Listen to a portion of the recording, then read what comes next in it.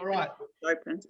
We will make a start this morning. As you know, the topic we sort of publicised for today was, you know, what did the government's announcement on border openings, etc., mean, and etc. But obviously, the events of the last week or so have somewhat surpassed that. So we've been fielding all sorts of questions on, you know, literally WTF, what's happening and what does it mean and what should we do? So we wanted to cover off on a number of these questions today, and would really encourage you also to put your hands up and please ask any other questions, either put them in the chat or yeah, just raise your hand and or unmute yourself and jump in.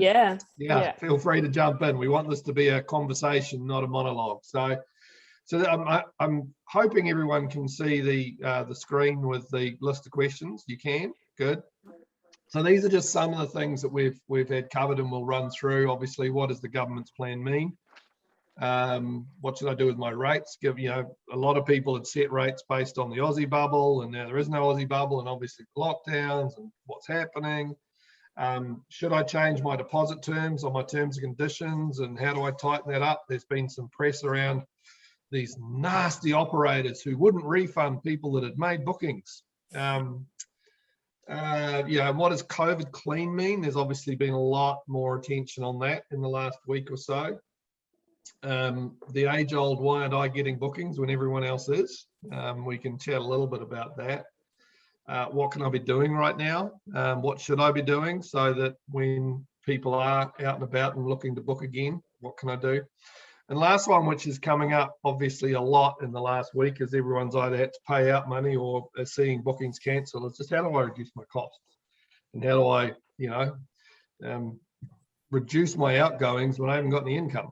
And so I really wanted to cover, I'm going to start with that one, because one of the easy options, supposedly easy options or apparent options, which we are seeing a lot of, is, oh, well, I'm going to reduce my costs by changing my systems or processes to things that are free. That's obviously anyone's prerogative, but I would encourage you to please reach out to your incumbent providers and talk to them about what they can do to help.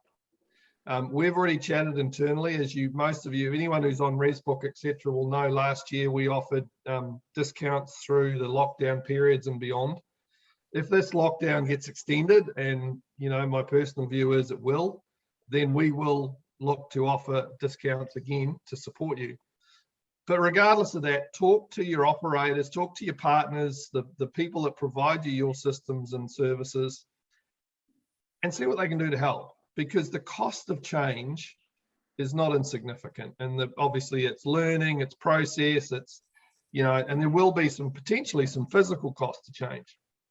So before you make that decision or get sweet talked into, oh look, come to us now, we're free, just ask the question of your incumbent, talk to them and see how they can help you, because I would be very surprised if they're not willing and interested to support you in any way they can. Right, and then when you do come out the other side, you haven't had change, you've got learnings, you're not suddenly having to reorganize all your processes. But just jump in there. I think anybody who's thinking of abandoning where they are, as you say, it all comes with a cost, and nothing in this world is free. Absolutely nothing in this world is free. Thank you, Nick. Well said. So yeah, it really is, and we've encouraged people to talk to us about the situation they're in. We've helped a lot of people out, and we will undoubtedly need to help more. But also, you know, remember, everybody is through this is affected. Everybody is having their revenues impact significantly as a result, and you know, we will all work together to come out the other side of this. And if you haven't applied for some of the government funds already, absolutely please do so. You should be engaging with those actively. You deserve them. Renee, does anything you wanted to, any particular topic you wanted to pick out of this one today, or anything else you wanted to raise? There will be. I'm just replying to Janine, who's having some technical difficulty. So I'm going to Okay. just All going to right, leave you to hold the all fort right, for a you little bit carry on with longer. And All right, I'll so sort this. let's start at the top of the list. And what does the government's plan mean? Short answer is, yeah, good question. Reality is, I don't think we've got any more clarity now than we had before the announcement 2 weeks ago. So we've now got a traffic light system, basically, low risk, medium risk, and high risk countries. And depending on what country you're from will depend on whether you can walk in to the country or not. This current outbreak is undoubtedly going to push that back. And what are the safe countries, right? We would all like them to be Europe and the US, but look at the infection rates there. Look at the daily death tolls in those countries. It's hard to see, while we are on this elimination strategy, us allowing people from the US in when there's tens of thousands, if not hundreds of thousands of new cases a day and 400 to 500 people dying a day.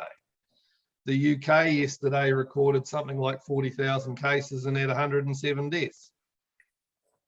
So who are going to be the green light countries in that first sort of 6 months?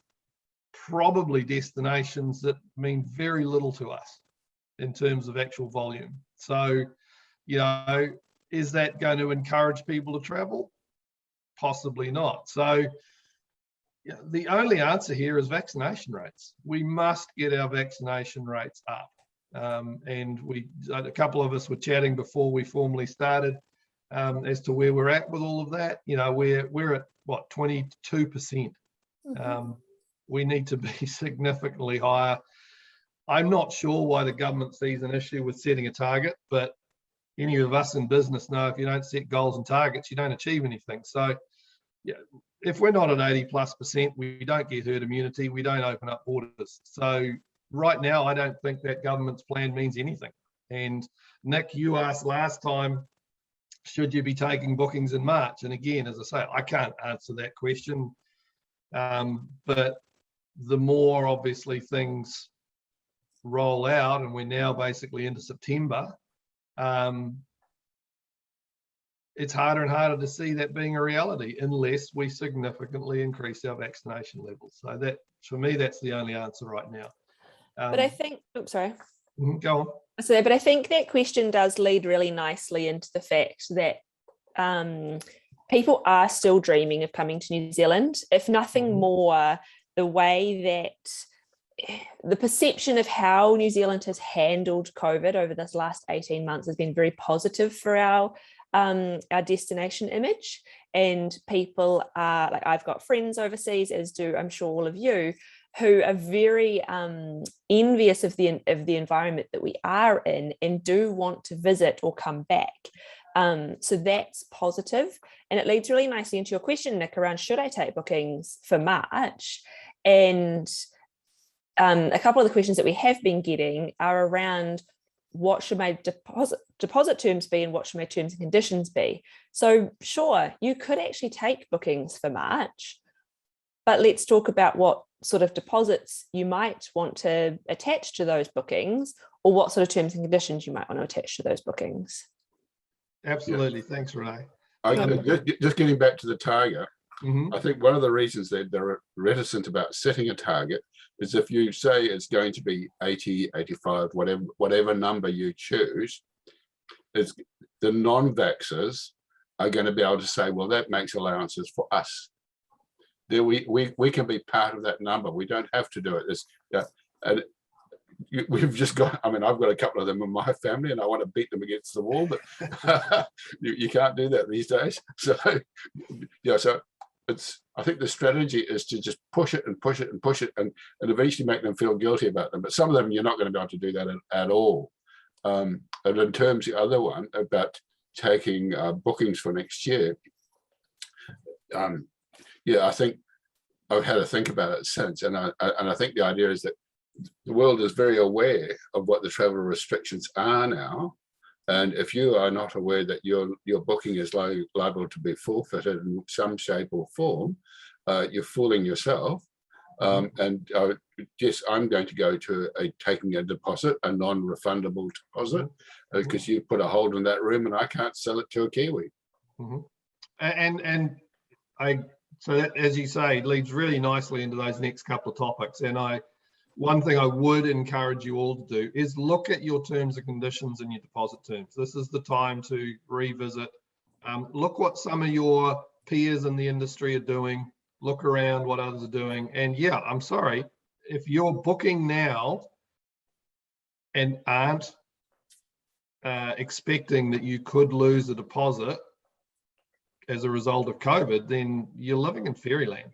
So I think you have every right to be enforcing non-refundable terms. We're not where we were a year ago when all this was a shock and surprise and everyone was wondering, what does it all mean? Everyone is very well aware of what this means now. So yeah, I fully support you, Nick, on that. One of the other questions there, and we've had this certainly a lot in the last week, a lot of people were setting their rates through into summer based on the Aussie bubble, which is obviously gone and probably not coming back in the near future. So what should they do? Again, if we think back to this time last year, or April, May last year, all of the messaging in the industry was you've got to slash and burn, you've got to reduce your rates, which is fundamentally the wrong thing, and luckily what most of you didn't do. And we all found that actually Kiwis were prepared to pay an intelligent price for a great service. And I fully suspect that to be the case this year, because we're not going anywhere else. And the one good thing about lockdowns is that it gives us all cabin fever and we can't wait to get out and go somewhere. So that should be positive. So, you learned a lot last year as to what levels your customers, your guests could absorb and would absorb. Take that knowledge, use it. We are also aware that many of the premium destinations already have very, very strong bookings through Christmas, New Year, and into January. So there will be competition and the need for more accommodation. So people will be looking further and further afield and for places they may not have been before. So those of you that are in some of the more out of the way places, this could be a great opportunity. And we'll talk a little bit more about in a minute about, how do you make sure you get found. But I don't see this as a slash and burn. If you're not seeing bookings right now, it's because no one knows what's happening, right? We're all sitting here waiting to find out how long this will go on for. And of course, none of us know, and the government doesn't know. But I would give it a week or so and people are going to start going, all right, we can see some light. We do expect we'll be out by Christmas, so to speak. So yeah, I don't think you need to rework significantly. I just think you need to look at what worked last year. If you need to change some rates because you had increased them for the Australians, that might be the case. But just, don't slash and burn, don't panic. Just, look carefully. One thing I will say for a lot of, particularly our bed and breakfast friends, and this comes into the next one as well. One of the areas we are seeing, of course, is this concern about the what if, and we talked about this in the last webinar. How can I isolate if I need to? What if I get locked in? Is my family safe? Am I safe? All of those things. One of the elements that we are seeing in terms of booking profiles globally is that self-contained accommodation is being preferred over hosted accommodation. And that's for that security and safety reason. What we're seeing being really successful, though, for those of you with bed and breakfasts, is the exclusive use option. So that's where instead of selling the individual rooms, you sell the property as a whole. And we're seeing, for those that have adopted that model, we're seeing some really, really good bookings. And often they're only taking one or two of the rooms. It's not because they're a large family or a large group that wants the whole lot. They just want the peace and security of knowing they can book the exclusive use option.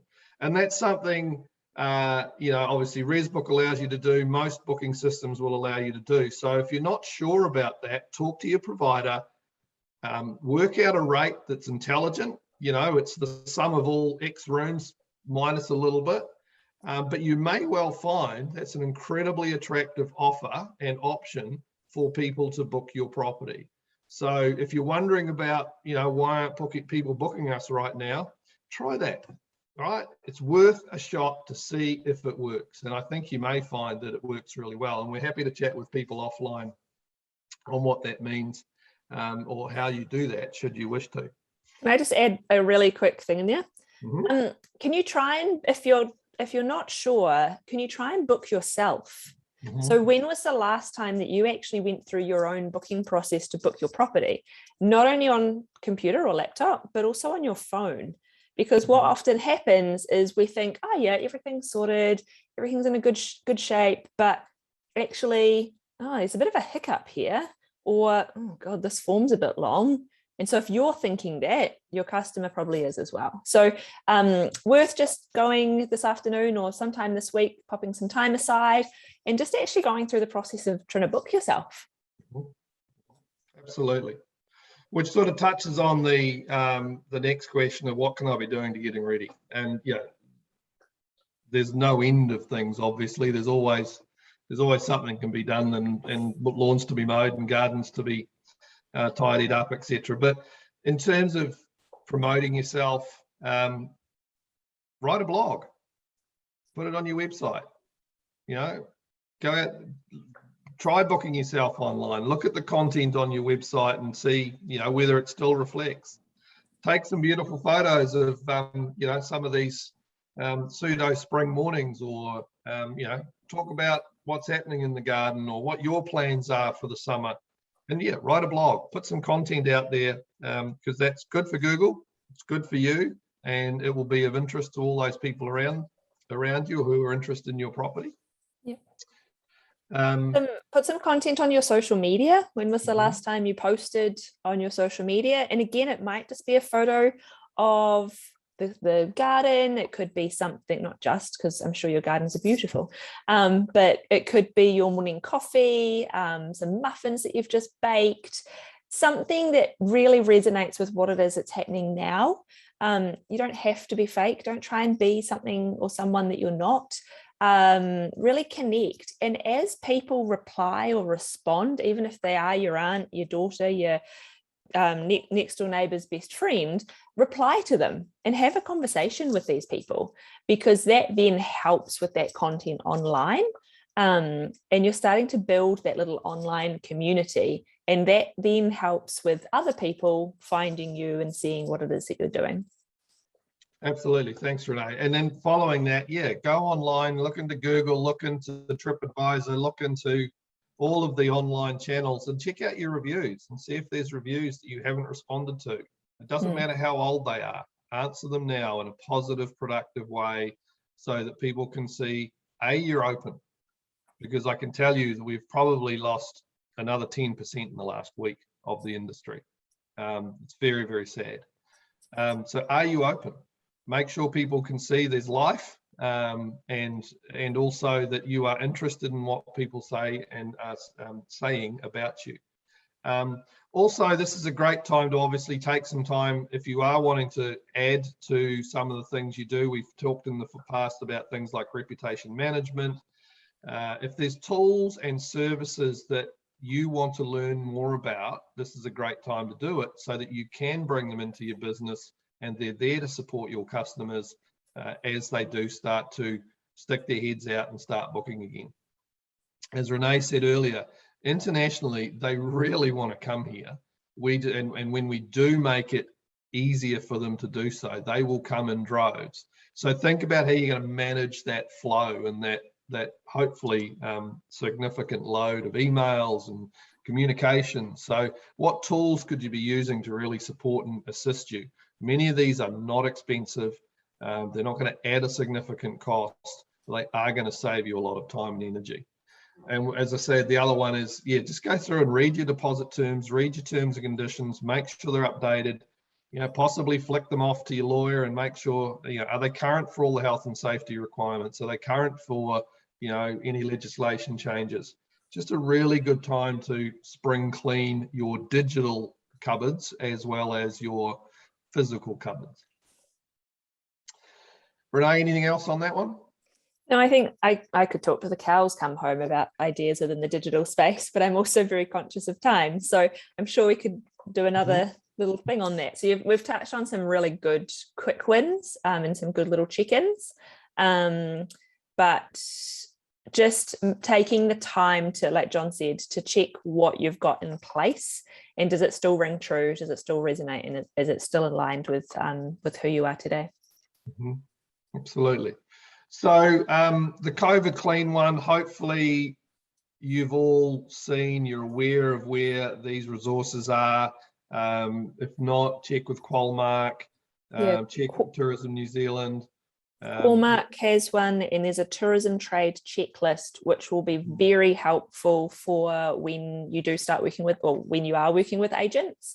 I was saying the other day that post Christchurch earthquake, the documentation that would come through from more so Europe for us to have to complete for each of the hotels or properties that we were working with was extensive. And if we had something like this to complete once and then share with multiple agents, it would have been a huge savior of my time. So take advantage of the tourism trade checklist. And what we're hearing from agents is that you can use this and reference this as a one-stop shop, as opposed to having to fill out hundreds of different contracts for each individual agent. So please go and check that out. Yeah, absolutely, because there will be some paperwork to do as the borders do start to open. And sorry, you've got me started now. You've opened the floodgates. When you do complete the COVID clean, whether it's the Qualmark one or the tourism trade, I definitely recommend doing both. Make sure you update that on your website, share it on Google My Business, put a post on your social media, tell people that you've actually done this, because if you keep it a secret, no one's going to have any idea, and it just makes people a little uncertain. So by doing this and sharing it, you're giving people confidence to book with you and to stay with you. Absolutely. And just while we're chatting about Qualmark, there is still, for anyone who has not engaged in their support program, there's a little bit of money left in the bottom of the pot. So if you haven't previously engaged, really encourage you to do so. Register on their site. If you're not sure of the link, let us know. We can send you the right link. But if you haven't engaged, really encourage you to do so. And unfortunately, as I said there, I know of some funds having been returned to the pot because we've had a couple of operators just say that's it. This last lockdown is the last straw, and they've chosen to close or retire or just go and do something else. So it's very sad. Anyway, what other questions? Sorry, Renee, go. We'll add the link into the follow-up email so that you don't have to go hunting for it. Thank you. What other questions have we got out there that we may not have answered, team?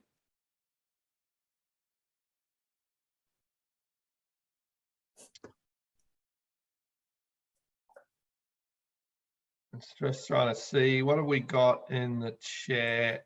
No, nothing in the chat. No one's in the chat? No. Nick, have you got something for us today? No, Nick's on mute, so maybe not. I've got a question, if I may. Go for it. Please. Do you think nationally, obviously we're all in uncertainty, if talking digital budget, not sort of email marketing and stuff, would you spend trying to reach guests now? Would you wait till things are a bit more certain? As a blanket, we've actually gone through and paused clients' campaigns, and we've paused about 90% of them, and encouraging people to play in the organic space and really focus on some of that in the short term, just while there is that uncertainty. Sure. Two reasons behind that, or two strong reasons behind that. One is because we don't know what's around the corner, but the other, because if you've got campaigns running, encouraging people to come and visit or stay or book, you are going to open yourself up to online trolls, our dear friend Karen's and negative Nancy's, who will comment, and that just leads to yes, just having to make sure and keep on top of that. So by pausing any campaigns, it has allowed us to just keep that messaging positive and make sure that we're just using the channels that we've got that are free. Cool. Thank you. Yeah, and yeah, we obviously potentially find out for everyone other than Auckland, possibly Wellington, on Friday what this lockdown period may be, and certainly by next Monday we'll have better clarity. I've been personally a little surprised that the government's chosen this 4-day thing. I'm sort of working on I'm going to be the grumpy, miserable guy and be very negative about all this and think we're going to be in for many weeks on the basis that I'll be proven wrong. You know, if you take an umbrella out, it won't rain. If you don't take an umbrella, it will rain. So I've really been working on the scenario. The more I talk it up, the less it'll happen. But, you know, I think until we actually get some real clarity, which is probably, 4 o'clock next Monday, on just how long this might last, yeah, I'm not seeing anyone really making any plans because there is that level of uncertainty. I think as soon as we have some clarity and understanding, and whether that's 2 weeks or 2 months, it really doesn't matter. As long as we have some certainty and understand what we can all do, then yes, I think it is absolutely. That's when you get out and you start marketing and promoting to the audiences. Go for it. I was reading this morning on stuff about the group that Hilary Barry and co are all involved in, and that was Bailey's annual conference. There was, I think there was 800 people there. And so that's the largest group by far at the moment that we know of, and they're scattered all over the country. All the heavy pushers were up there and finding their way around and making lots of nice friends and talking to everybody. So I think that's a major concern. And we are aware. Certainly, I've been surprised there hasn't been any cases announced in the South Island. We were led to believe there were potentially some positive tests that had been recorded in the South Island. So we're not quite whether that information was wrong. But yeah, I don't think this is, given the range and scope. And yeah, there was 2 events at Spark Arena of nearly 1,000 people on one Thursday night and Friday night. It's incredibly hard to believe that the rate we're seeing it spread and the exposures we've had in Auckland that hasn't reached the South Island as well. So unfortunately for those of you in the South Island, I'm not sure you're getting out of this any easier than the rest of us, but there's going to be more, not less, unfortunately. Any other questions?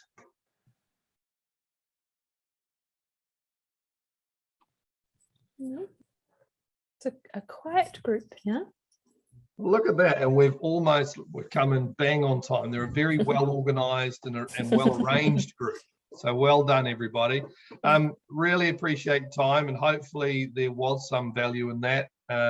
Again, obviously a lot more what ifs than facts and figures, but again, really one of the things we're keen to do with this is just get the dialogue going, hear from you as to what are the challenges you're facing.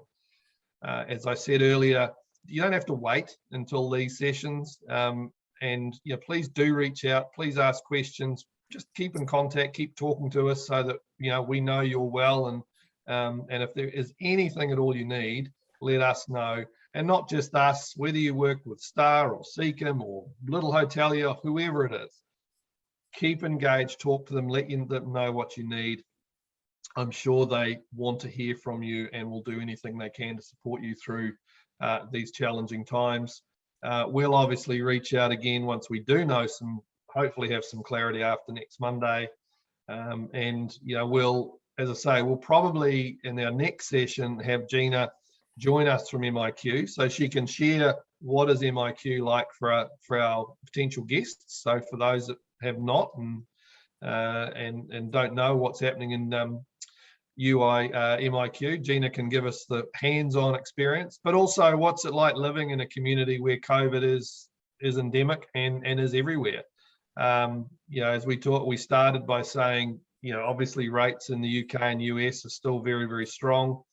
It is almost well, it's not predominant, it's not singularly in the non-vaxxed environment. Obviously, you can still get COVID if you've had the vaccine, but without doubt, the severity and the death toll amongst unvaccinated people is significantly higher than those with the vaccine. So we encourage you all to get the vaccine as quickly as possible. I think, again, Gina's obviously shared already some of her experiences.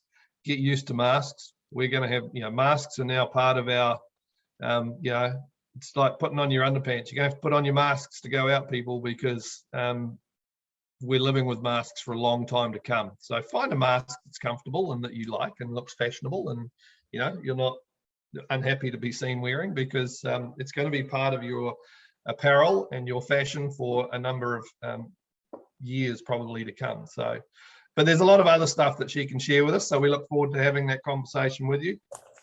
Thank you again. Stay safe. Oh, someone just got out of lockdown. Yeah, Well done. so Sorry, out of MIQ. literally on the day we went into lockdown here, so probably less than 24 hours by the sounds of it, you had some freedom and then you were back in. So, oh man. Yeah. So stay safe, stay well, and we look forward to hearing from you, and all the best, everybody, and we'll hope to see you in a couple of weeks. And to follow on what Chris has said, go out and spread your legs. Yes, absolutely. Take care, everybody. TikTok TikTok version of that. You haven't seen it on Facebook. Priceless. Bye. Very good. Take care.